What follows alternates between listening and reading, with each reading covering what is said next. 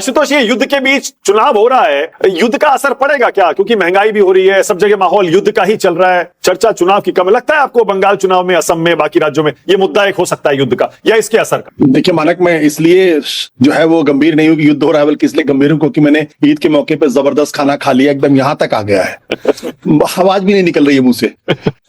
देखिए युद्ध कहीं भी हो, युद्ध तो हमेशा विनाशकारी होता है, युद्ध का कोई हल कभी नहीं होता, युद्ध कभी किसी समस्या का हल नहीं होता। लेकिन जाहिर सी बात है, चूंकि युद्ध हो रहा है तो उसका हमारे जो 5 राज्यों के विधानसभा के चुनाव है वहां उसका असर होगा और उस पर राजनीति भी होगी और उसको एक तरीके से नैरेटिव भी कसने की कोशिश की जाएगी, लेकिन इसका कोई खास असर पड़ेगा मुझे ऐसा लगता नहीं है। और मुझे, क्योंकि युद्ध ईरान में हो रहा है और उसका बंगाल के चुनाव में क्या फर्क पड़ेगा, असम के चुनाव में क्या फर्क पड़ेगा, मुझे लगता नहीं। वहां के चुनाव जो वहां के लोकल मुद्दे होंगे उनके ऊपर होगा और जिस तरीके से मोबिलाइजेशन तमाम राजनीतिक पार्टियां करेंगी उसके ऊपर होगा, और साथ ही साथ जो एंटी इनकम्बेंसी होगी वो भी अपने आप पे असर डालेगा। असम में अगर 10 साल की एंटी इनकम्बेंसी, केरल में अगर 10 साल की एंटी इनकम्बेंसी है, क्या कहते हैं आपके तमिलनाडु में 5 साल की एंटी इनकम्बेंसी होगी और बंगाल में 15 साल की एंटी इनकम्बेंसी है, तो जो वोटरों को ये लगेगा कि ममता जी ने या फिर हेमंता ने उनके लायक काम नहीं किया है, वो एक नाराजगी भी दिखाई पड़ेगी और कुछ लोग उससे सेटिस्फेक्शन भी दिखाई पड़ेंगे। तो असली चुनाव जो इन 5 राज्यों में होगा उसका कोई असर वॉर का उतना नहीं पड़ेगा। मैं आशुतोष, आप सही, ठीक है, मैं कुछ हद तक आपसे सहमत हूं, लेकिन क्या आपको लगता है कि खामनेई की हत्या के बाद यहां जो मुस्लिम समुदाय में एक नाराजगी थी,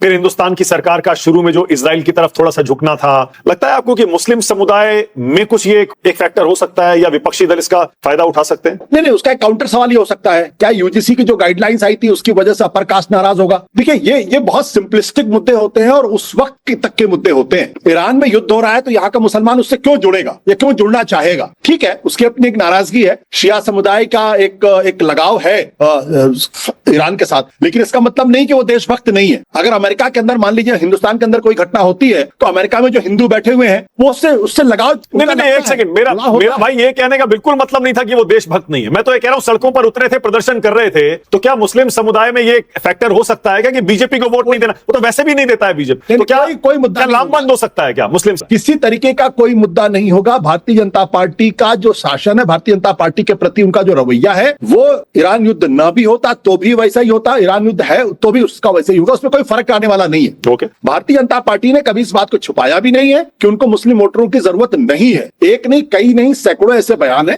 और ये बहुत ही अपैरेंट है। ओके। तो इसलिए हिंदुस्तान का मुसलमान इस आधार पर तय नहीं करेगा कि भाई, मेरा तो साफ तौर पर कहना है कि हिंदुस्तान का चुनाव मुसलमान तय नहीं करता, हिंदुस्तान का चुनाव हिंदू तय करता है, चाहे वो असम हो चाहे बंगाल हो। अगर हिंदू अगर वोट नहीं देगा तो कौन सी सेकुलर पार्टी चुनाव जीत जाएगी? क्या मुसलमान होने के आधार पर क्या ममता बनर्जी का 30% नोट लेकर आए, क्या बंगाल में जीत सकती हो? नहीं जीत सकती वो, उनको हिंदू वोट चाहिए। तो हिंदुस्तान का चुनाव हिंदू तय करता है, हिंदुस्तान का चुनाव मुसलमान नहीं तय करता। ये एक बहुत बड़ा मिथ है जो लंबे समय तक बनाया गया है और जिस पर पोलराइजेशन की पॉलिटिक्स की गई है। जैसे मुसलमान समाज के अपना एक वोटर प्रेफरेंसेस होते हैं, वैसे हिंदुस्तान के अपर कास्ट का एक वोटर प्रेफरेंस है, ओबीसी का एक वोटर प्रेफरेंस है, दलित का अपना वोटर प्रेफरेंस होता है। सब एक जैसा तो है नहीं। अब कहां रह गया आशुतोष प्रेफरेंस? आप कहां ओबीसी का कोई प्रेफरेंस रह गया है? ओबीसी बीजेपी को भी देता है, रीजनल पार्टीज को भी देता है, कुछ कांग्रेस को भी देता है, उसी तरह एससी एसटी खूब देता है बीजेपी को जम के वोट। अब कहां प्रेफरेंस रह गया भाई? आप उत्तर प्रदेश में आ जाइए ना, फिर आपको बताते हैं कौन किसको वोट दे रहा। मैं अभी आपको आंकड़े दिखा देता हूं, 2022, 2024, 19, 14, 17 सारे निकाल लीजिए।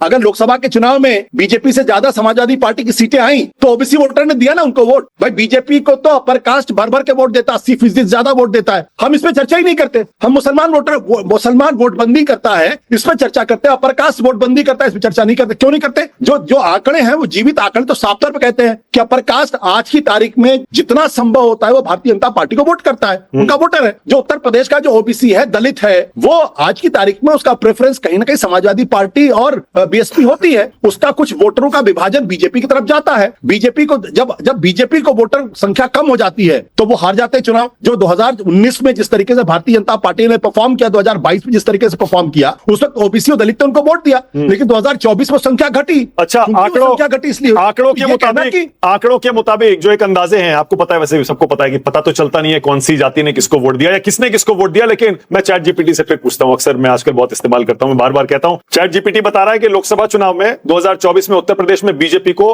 35 से 45% के ओबीसी वोटर्स ने वोट दिया था।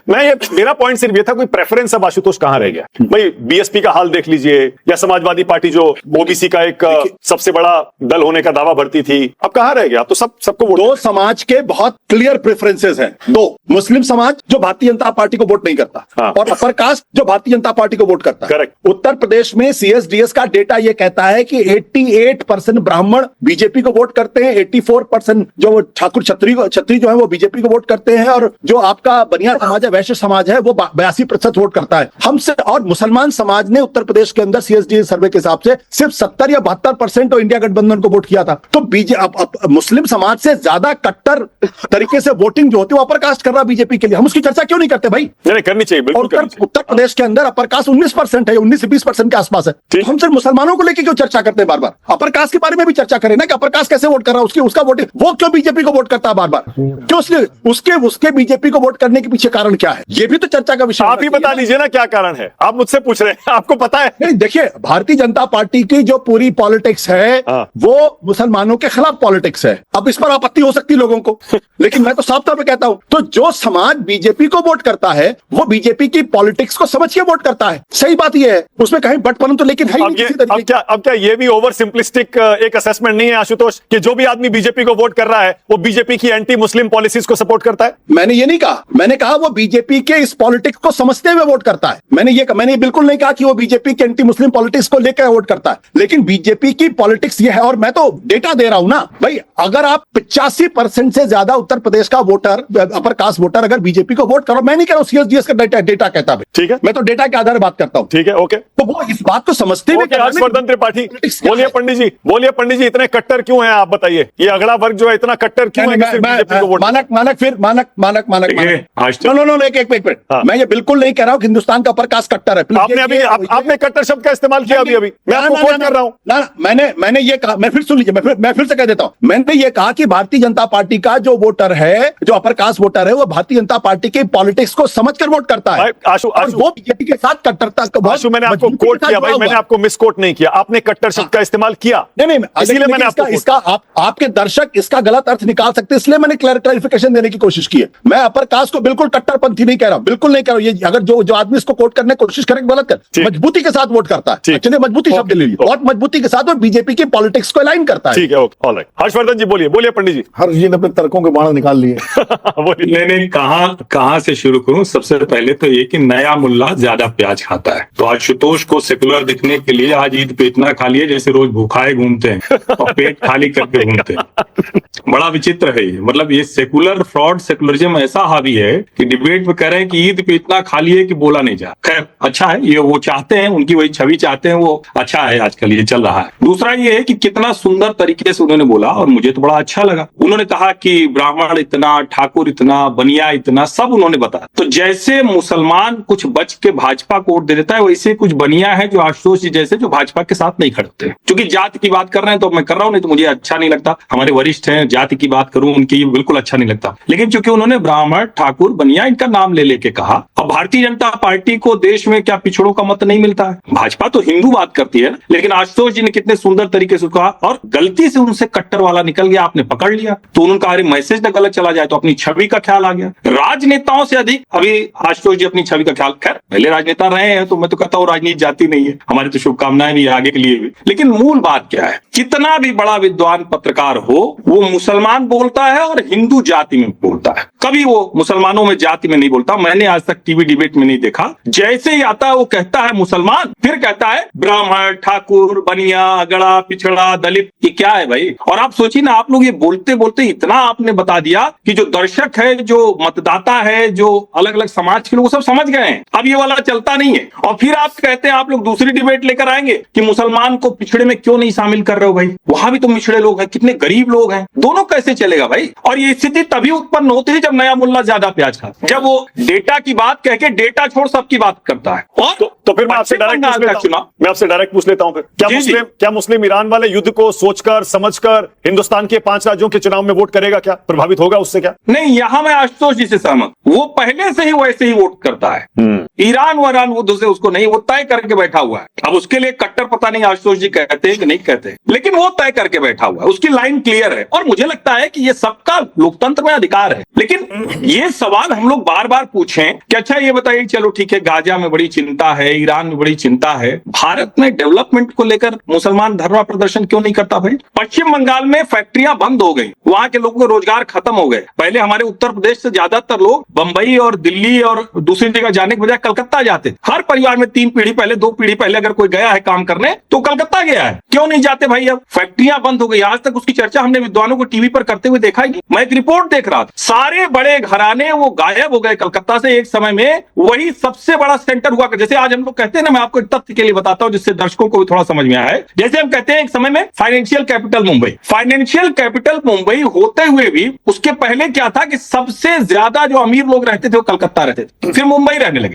और अभी दिल्ली एनसीआर रहने लगे, क्योंकि फॉर्च्यून 500 कंपनीज गुरुग्राम में आ गई। तो गुरुग्राम, नोएडा, ये वाला इलाका मिला के तो इनकम टैक्स रिटर्न फाइल करने वाले कलकत्ता वाले कहां चले गए भाई? उनको समझ में आ गया कि ये पहले कम्युनिस्ट फिर ममता बनर्जी राज्य को बर्बाद कर दिया। अच्छा, हर्ष जी, बात ही नहीं करता। हर्ष जी, आज बड़ा अच्छा मौका है, बहुत ही बढ़िया मौका है। आज आपने कहा कि भाई मुसलमानों के लिए आशुतोष पता नहीं कट्टर बोलेंगे या नहीं बोलेंगे, पर ये तो सच है ना कि मुसलमान बीजेपी को हराने के लिए वोट देता है। हमको सबको पता है, इसमें कोई शक नहीं होना चाहिए, सब इस पर सहमत होंगे। क्या बीजेपी के लिए कभी आप कट्टर शब्द का इस्तेमाल करेंगे क्या हर्षवर्धन जी? मुसलमान के प्रति क्या बीजेपी कट्टर है क्या? नहीं, इसमें कोई भ्रम है क्या? अरे भाई, असम में हेमंत शर्मा ने बाद में उसको कहा कि हम वहां असमिया नहीं, मियां मुसलमान की बात कर रहे थे, ऐसा पोस्टर जारी हुआ था जो वापस नहीं। उसके बाद भी आपको भ्रम है कोई कि बीजेपी कोई मुसलमानों को अपने साथ? अरे भारतीय जनता पार्टी ने तो अल्पसंख्यक मोर्चा असम में खत्म कर दिया भाई। ये सवाल कहां है? बीजेपी को भी क्लैरिटी है। मैं आपको बयान वो याद दिला देता हूं, शायद किसी दूसरे चैनल या किसी दूसरे जगह कहा था। उन्होंने कहा, हिमंता विश्व शर्मा ने कहा कि मुझे मुसलमान किडनी दे देगा, खून दे देगा, सब दे देगा, वोट नहीं देगा।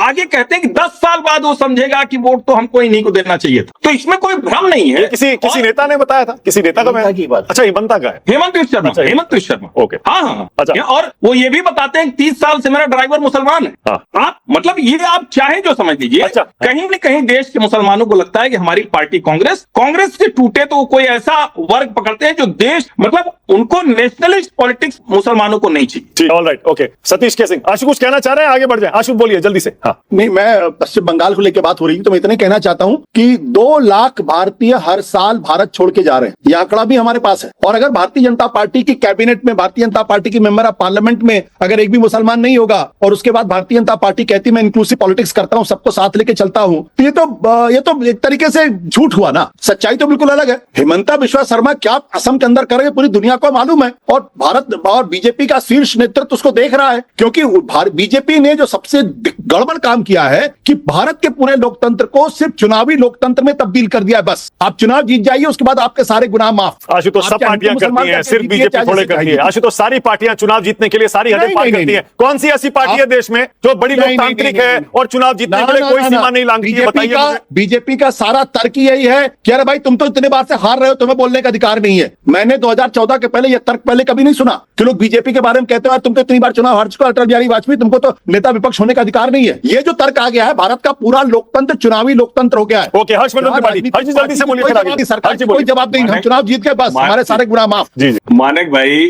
पता नहीं इतना जल्दी स्मृति लोप कैसे हो जाता है। स्मृति लोप हो गया। 14 के पहले मुस्कुराते हुए सारे पत्रकार हम लोग क्या कहते थे? सत्ता की पार्टी है कांग्रेस, विपक्ष बड़ा अच्छा, विपक्ष में बहुत अच्छा भाजपा रहती है। पीट दिया, पटक दिया तो सुर बदल गए, तर्क बदल गए, यही कहते थे ना। अरे कांग्रेस को सत्ता चलाना तो वो जानते हैं कैसे चुनाव जीता जाता है, वो रूलिंग पार्टी है। गठबंधन कर करके 272 वाले नंबर से बहुत पीछे चले गए, फिर भी क्या बढ़िया सोनिया जी ने मैनेजमेंट किया, कितना बढ़िया कांग्रेस देखिए बढ़ गई 2009 में। अरे भाई कुछ तो लोगों को सब याद रहता है। क्या बात करते करते जैसे मानक चैट जीपीटी करते हैं, सब चैट जीपीटी एआई सब कर लेते हैं। सत्ता, कांग्रेस, विपक्ष, भाजपा, ये किन लोगों ने चिपकाया था? कौन लोग लिखते थे, कौन लोग बोलते, जरा सोच के दिखाइए।